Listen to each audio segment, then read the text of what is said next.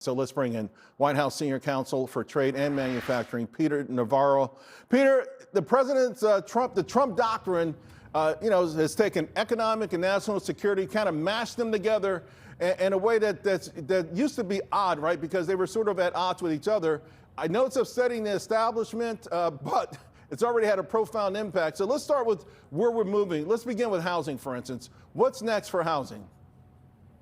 Charles, great to be with you. Great work you're doing on AI. So housing, what we're doing, Charles, is we're taking a micro approach to macro problems like housing, for example. So just in the last week, he directed Fannie Mae and Freddie Mac to spend $200 billion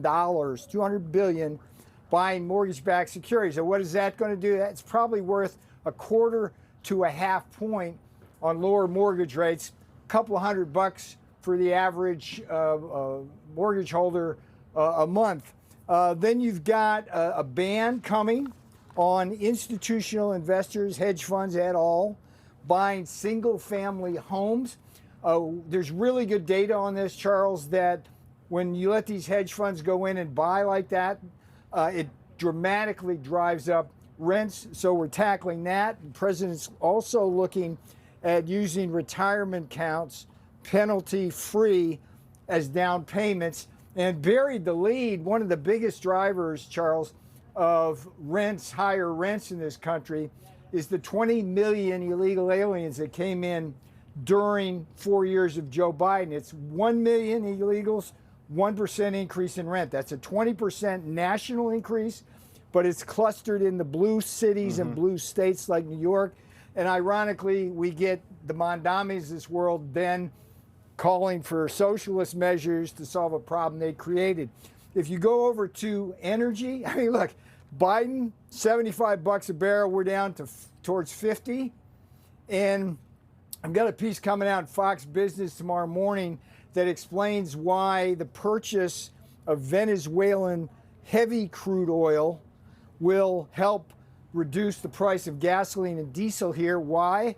Because our refineries are all custom built based on the type of oil they were expecting to use.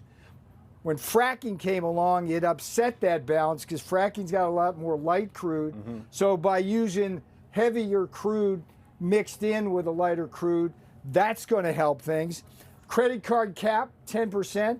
I mean, the mafia can't get as much interest rates on the VIG as MasterCard and Visa. It's just crazy. And you're hearing, like, I don't know, Wall Street complain about this, the banks complain about it.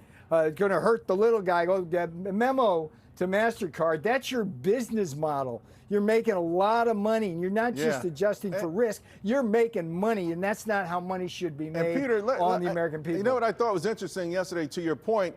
Everyone's saying, well, you know what, it's going to restrict credit cards for lower income and middle income households because it'd be riskier. But if I borrow $1,000 from a credit card company and they charge me 25% or 10%, well, I'm more likely to pay $1,100 back or $1,250 back. It's just so nonsensical to me. But listen, the establishment has made a lot of money off the system as it is. And almost every time we look around, the Trump administration is upsetting the establishment. A lot of these people wrote checks for its campaign. So on one hand, it proves that he's not in the pocket of them. But on the other hand, you've got some stiff opposition from some deep-pocketed folks. Yeah, let me give you one other one. Again, we're attacking this: energy, transportation, food. So beef, for example, a lot of Americans don't know that 85% of our beef processing is controlled not just by 4 big firms, but 2 of them are Brazilian dominated.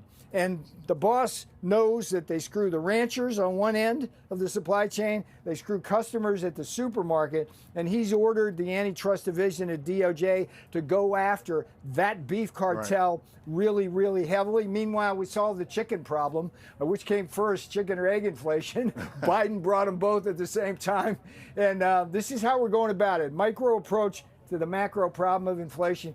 It's working, and the CPI proved it this week. I've got just 1 minute to go, but talk about AI, right? I'm doing a special on it tonight at 8 o'clock. Yeah. The administration's knee-deep in this. You've made important investments. I mean, the Intel investment's already doubled, I think. Yeah. But you're also making sure that big tech foots their own energy bills.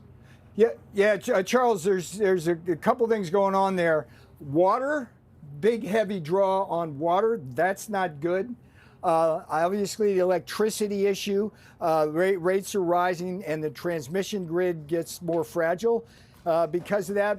But they're also buying farmland willy-nilly, paying 10 times, Charles, the amount that farmers could otherwise get for that acreage. And that's going to create food price inflation. So President Trump is pushing really forward with AI, but at the same time, he's going to protect people in their communities from higher electricity rates, water scarcity, and the loss of farmland and lower prices at the supermarket. So we're all over that, Charles. Yeah. We are all over that. No, there's no doubt. Listen, we cannot lose the AI race. By the same token, people need to be able to turn the lights on in their house. Hey, Peter, I hope you keep coming back on more frequently because the news keeps coming hot and heavy. And big fan of Charles Payne. And we'll get you back soon, hopefully, on that tariff announcement any day now. Thank